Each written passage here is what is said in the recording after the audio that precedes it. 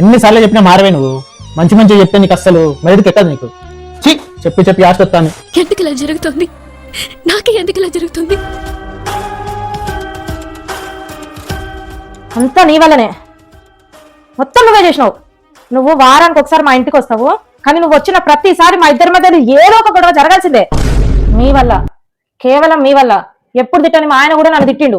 నేను చూసింది చూస్తుంది అంత నిజమేనా? మిమ్మల్ని తింటలేనని తిట్టిండు. మిమ్మల్ని ఎందుకు తింటలేను?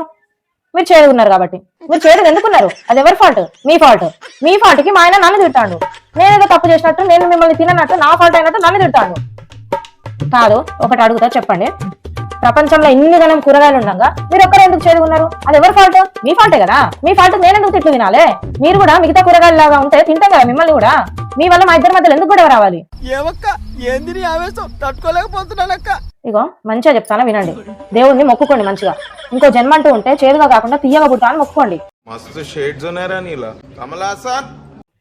ఇంకెవ్వరి మధ్యలో నేను గొడవ పెట్టానని చెప్పి మొక్కుకోండి. తిడతాను నన్ను అనుకోకండి.